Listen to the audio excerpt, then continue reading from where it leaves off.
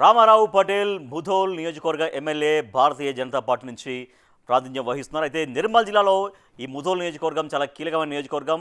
1957లో ఈ సెగ్మెంట్ ఏర్పాటైంది. అప్పటి నుంచి బీజేపీ ఇక్కడ ఫస్ట్ టైం గెలిచింది. బీజేపీ నుంచి పోటీ చేసిన రామారావు పటేల్కు 1,02,789 ఓట్లు రాగా బీఆర్ఎస్ నుంచి పోటీ చేసినటువంటి జి విఠల్ రెడ్డికి 78,790 ఓట్లు పోలయ్యాయి. సో ఫైనల్గా 23,999 ఓట్ల మెజారిటీతోటి గెలుపొందారు. ఆయనకు వచ్చినటువంటి ఓటింగ్ షేర్ ఎంత అంటే 48.59%. సో మరి ముధోల్ రూపురేఖలు మార్చగలిగారా రామారావు పటేల్? ఈ 19 నెలల కాలంలో ఎంతవరకు పనిచేయగలిగారు? జనం ఏమంటున్నారు?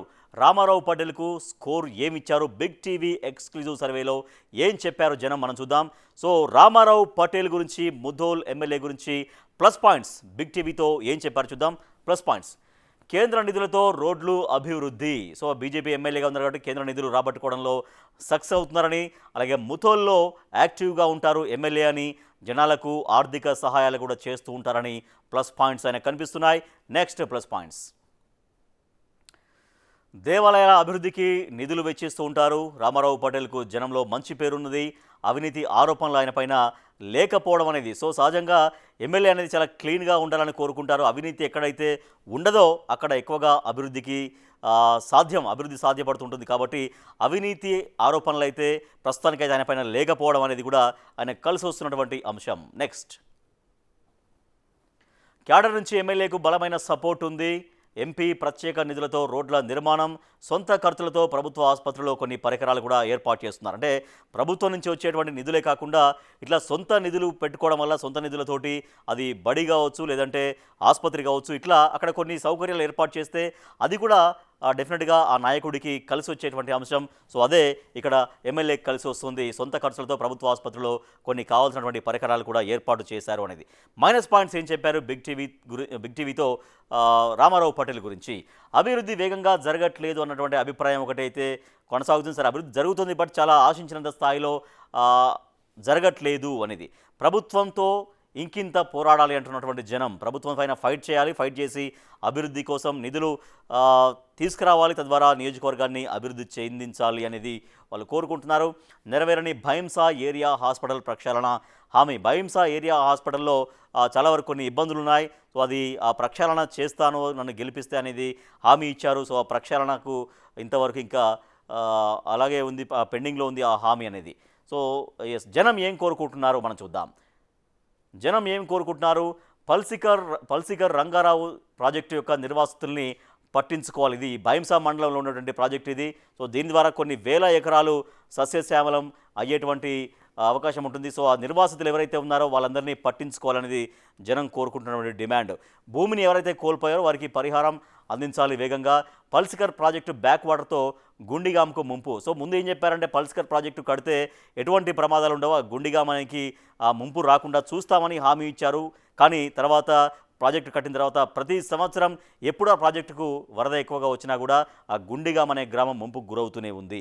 సో అది చాలా ఇబ్బంది పడుతున్నారు అక్కడ జనం. సో వాళ్ళకి పునరావాసం చూపించాలి, పరిహారం ఇవ్వాలనేది జనం చాలా గట్టిగా అక్కడ కోరుకుంటున్నారు. నెక్స్ట్, వర్షాకాలంలో భైంసాలో ఉంటున్నటువంటి ముంపు బాధితులు. సో ఇందాక మనం చెప్పినట్టుగా గుండెగాం ఎవరైతే అక్కడ ముంపుకు గురవుతారో ఆ గ్రామస్తులు మొత్తం అక్కడ భైంసాలో తలదాచుకుంటున్నటువంటి పరిస్థితి.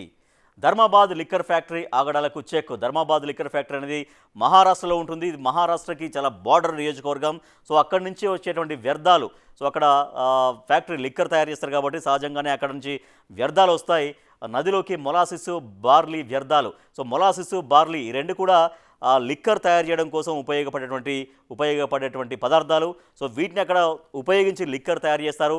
మహారాష్ట్రకు ఆనుకునే కాన్స్టిట్యున్సీ ఉంటుంది కాబట్టి ఆ ధర్మాబాద్లో ఉండేటువంటి లిక్కర్ ఫ్యాక్టరీ ద్వారా వ్యర్థాలు మొత్తం ఇక్కడికి వస్తూ ఉంటాయి. సో వాటికి చెక్ పెట్టాలని జనం కోరుకుంటున్నారు. నెక్స్ట్, కాలుష్యంతో వర్షాకాలంలో రంగు మారుతున్నటువంటి గోదావరి. అదే ఆ లిక్కర్ ఫ్యాక్టరీ వల్ల ఆ గోదావరిలోకి వరద చేరి, ఆ నీళ్లు చేరి మొత్తం రంగు మారుతున్నటువంటి పరిస్థితి. పంటలు నాశనం అవుతున్నాయి, చేపలు, ఇతర జలచరాలు మృత్యువాత పడుతున్నాయి. అలాగే బాసర దగ్గర గోదావరి కాలుష్యం లేకుండా చూడాలి. సో బాసర అనేది ఒక గొప్ప పుణ్యక్షేత్రం. అక్కడ చాలామంది టూరిస్టులు వస్తుంటారు బాసరను చూడడం కోసం, అక్కడ దైవ దర్శనం కోసం వస్తుంటారు. బాసర సరస్వతి అమ్మవారి దగ్గర అక్షరాభ్యాసం చేస్తుంటారు. వాళ్ళందరూ వెళ్ళి కూడా బాసర గోదావరిలో పుణ్యస్నానం చేస్తుంటారు. అక్కడ చాలా చోట్ల అక్కడ కాలుష్యం కావడం అనేది కూడా భక్తుల్ని చాలా తీవ్రంగా వేదనకు గురి చేస్తోంది. అక్కడ బాసర దగ్గర గోదావరి కలుషితం కాకుండా చూడాలని జనం కోరుకుంటున్నారు. నెక్స్ట్, పిప్రి లిఫ్ట్ ఇరిగేషన్ ప్రాజెక్టు పూర్తి చేయాలి. అలాగే భైంసా లోకేశ్వరం మండలంలో 6,000 ఎకరాలకు బెనిఫిట్ ఇది. సో పిప్రి లిఫ్ట్ ఇరిగేషన్ కంప్లీట్ అయితే భైంసా అండ్ లోకేశ్వరం మండలంలో మొత్తం 6,000 ఎకరాలు సస్యశ్యామలం అవుతాయి. సో దానికి ప్రయత్నాలు చేయాలి, ముమ్మరం చేయాలనేది. అలాగే ముథోల్లో తాగునీటి సమస్య తీర్చాలి. సో సహజంగానే తాగునీటి సమస్యను తాగునీటి సమస్యను తీర్చాలనేది ప్రతి నియోజకవర్గంలో కోరుకుంటున్నారు. అదేవిధంగా ఇక్కడ జనం కూడా కోరుకుంటున్నారు. నెక్స్ట్, గ్రామాల మధ్య సరైన కనెక్టివిటీ రోడ్లు వేయాలి.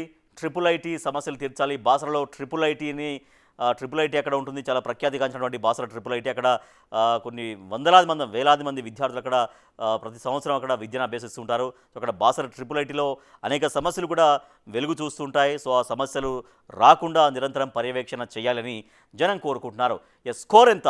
స్కోర్ ఏమిస్తున్నారు? బిగ్ టీవీ సర్వేకి వాళ్ళు చెప్పినటువంటి వివరాల ఆధారంగా స్కోర్ ఎంత ఇస్తున్నారో మనం చూద్దాం. అనుకూలం 39% కనిపిస్తోంది, వ్యతిరేకము 19%, తటస్థం 42%. సో ఈ తటస్థాన్ని పాజిటివ్గా మార్చుకోవాల్సినటువంటి అవసరం ఉంటుంది. సో ప్రస్తుతానికైతే 39% అనుకూలం మనకు కనిపిస్తుంది. సో ప్రజలు ఇచ్చినటువంటి అనుకూలమే మనం క్రైటీరియాగా తీసుకుంటాం కాబట్టి, ప్రామాణికంగా తీసుకుంటాం కాబట్టి.